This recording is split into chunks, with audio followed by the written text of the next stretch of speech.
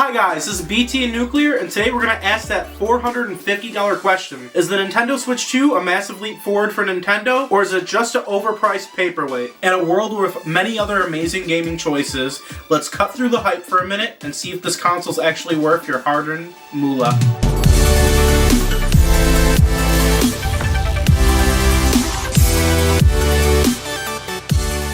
So first things we're going to talk about is the upgrades between Switch 1 and Switch 2 and go over that small list of features and feature sets that have been improved.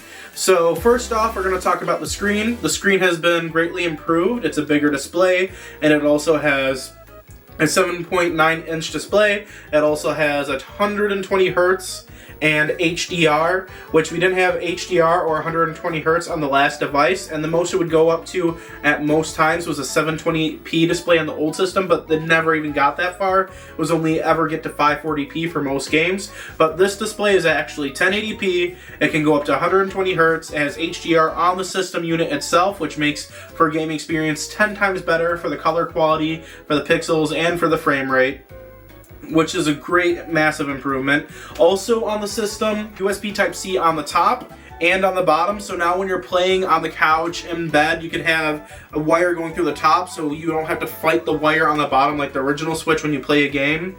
And also what they improved is the Joy-Con size. The Joy-Con size now is also way better. They're a little bit bigger. The sides have better button presses, so that way if you're playing in side Joy-Con mode, it's way easier to access the buttons. Also, the rails this time, instead of sliding them on, they're magnetic, so when you slide them on, you don't even slide them on, they just snap into place, which is way better than it was on the previous system. System-wise, it has more RAM and more graphical capabilities. It's on par with what they say a PS4 to just under Xbox Series S level, not the X, but the S. So it's like an in-between between a PS4 and that. So you'll get capable games, like we're getting Elden Ring on it and a bunch of other stuff. You'll see Cyberpunk going on in the background for gameplay and stuff like that. So specs-wise and technical upgrade-wise, yes, it is a leap. I am still worried that every time Nintendo releases a new console, it's always like a step behind, because in a few years, the PS6 is going to be out, and we have 8 years, just like the Switch 1, probably 8 years of this console left to go. And in 8 years, it's going to be like midway through the PS6 generation, and is it still going to be able to keep up then?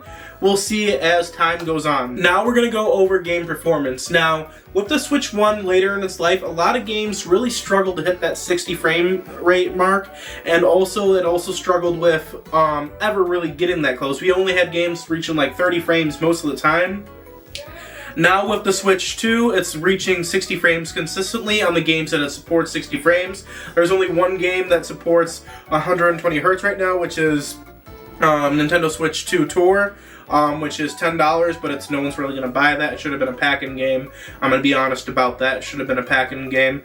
But if you play older Switch games, like from the Switch 1, you get a performance boost on frame rate if the frame rate is uncapped, or if it was a capped frame rate, it stays at a consistent 30 or 60 if it was originally capped at that. It was uncapped, and the game used to perform like at 30 on Switch 1, now it performs on 60, which in the background we're going to have some gameplay of Pokemon Scarlet and Violet, and it's going to go in the background. What they did with the upgrade for this one is there's a free upgrade if you have Switch Online. It boosts the frame rate and the resolution, so now instead of being 1080p, it runs at 4K 60.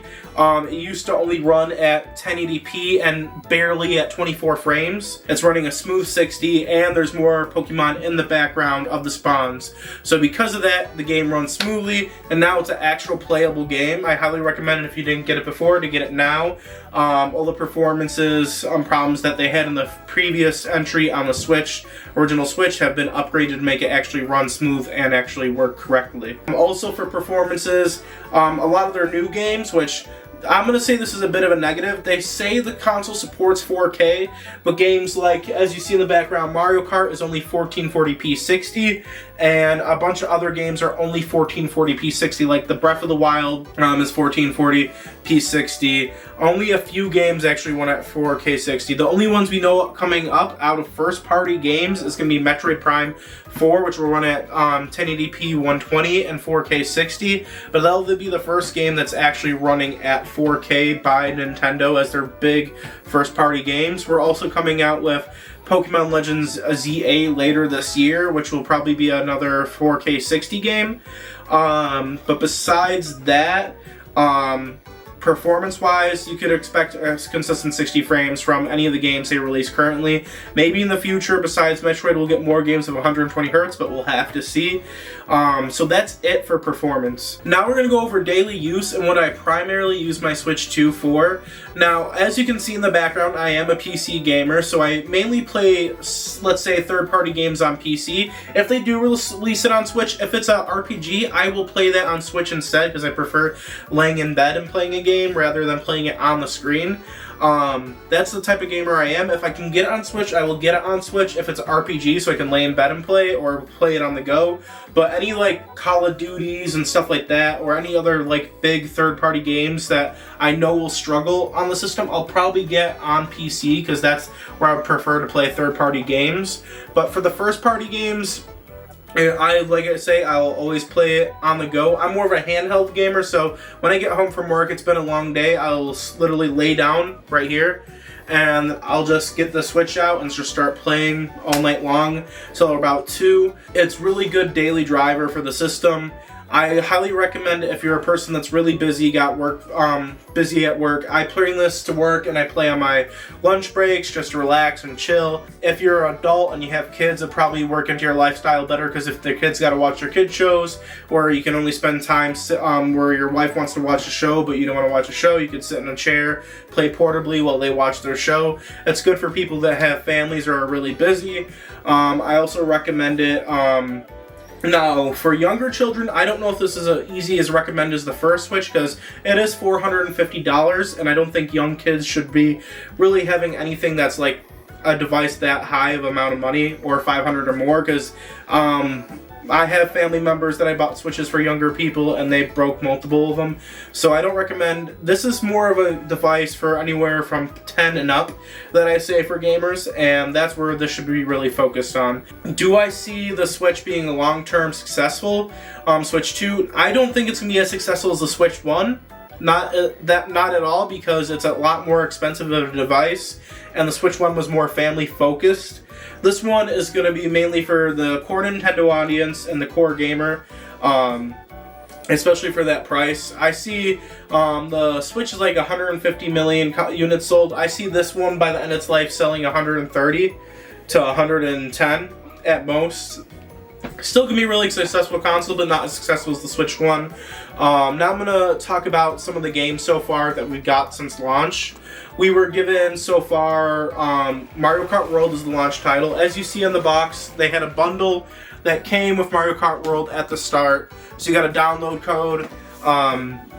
Personally, I wish it would have been a physical game, but I'm just happy it came with the bundle in the game. You save $30. It's normally $80, but you get it for $50 instead of $450 just for the console. It's $500, so you get a good discount on the game. There's another bundle coming out in a few months if you're watching this now, with a Pokemon Legends ZA bundle. So they'll be getting rid of this Mario Kart bundle for a Pokemon bundle. So you'll get a Pokemon bundle for $500. But this was at the beginning of launch, and right now you could get a Mario Kart bundle. So Mario Kart World, short-term notes, it's Mario Kart. It's fun to play with friends, fun to bring around, play some Mario Kart, and do stuff like that.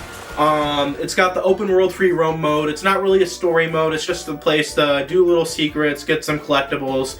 It's not really that big. The main focus is the online multiplayer and racing other people online.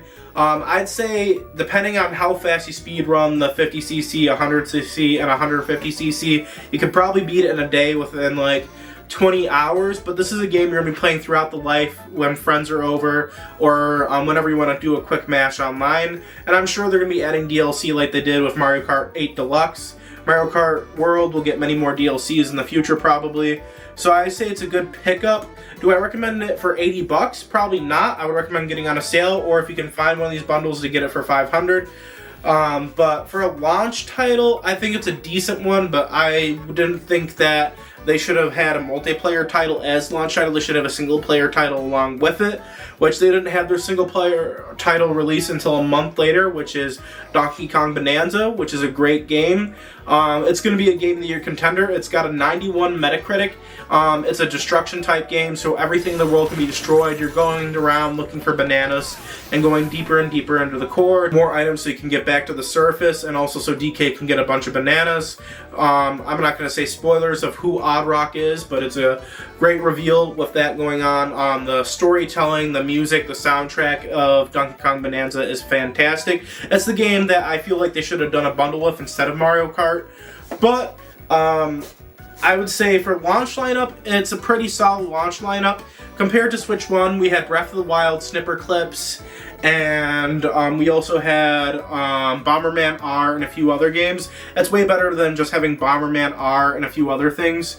So I prefer this over the last launch lineup. The launch year so far, if you're coming now, I wouldn't recommend...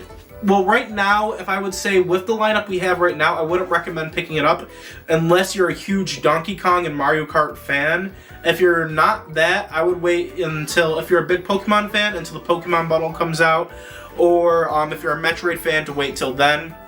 The games we have been coming out in the first year of the Switch launch cycle, for first party at least, will be Mario Kart World, Donkey Kong Bonanza, Pokemon Legends EA, Metroid Prime 4, Hyrule, the Imprisoning War, Hyrule Warriors Imprisoning War, and then we also have one more which I feel slipped, Kirby Air Ride, and that is it. Out of all the ones I'll be getting this year, which you may see me playing on stream, is Mario Kart World, Donkey Kong Bonanza, Metroid Prime 4, and Legends EA, and that's all that I'll get for this year. So those are all the games I'll be getting from the launch lineup this year. Do I think it's a solid lineup? Yes, but I would wait a little bit longer if you're going to purchase it. Is it a good console? Yes. Is it a good boost in performance? Yes. But do I feel like you need to rush out there and buy it right away? You don't have a lot of the Temple series. Like, there's no Mario yet. You don't got that. If you're waiting for Animal Crossing, that's probably not going to be out till next year, year after that. If you're a Xenoblade fan or a Monosoft fan, you're not getting that this year. You're probably getting that next year or the year after. Fire Emblem's probably coming out next year as well. If you're in it for their first party games, you could pretty much wait out until next year to buy it. I feel like in 2026, by November of 2026, it'll be worth to buy, but for right now, as an early adopter, they say not to get it right away, but since I'm a huge fan, I will get it. If you're a huge fan, then you should get it if you want the performance upgrades. Do I think you should get it right now or later on? I say later on next year. Besides that, it's a good console overall. I would rate the device itself 8.5 out of 10. I would also rate the game so far. Mario Kart World is like a 7.5 out of 10, and Donkey Kong is a 9 out of 10. I hope you guys enjoyed this review. That's everything I have to say about the system so far. Now we're just going to show you some gameplay shots in the background so you can see some gameplays of like how Pokemon Scarlet runs now with their performance upgrades. We're going to show you some other gameplay like Mario Kart World and Donkey Kong Bonanza. Tell me what you think. If you experienced the Nintendo Switch 2, if you picked yours up, tell me what you think, if you think it's worth it. But like I said, I could recommend you getting it next year around November, but this year, unless you're a huge enthusiast, you could wait off. I hope you enjoyed the video. Nuclear, smash that subscribe button and see you next time.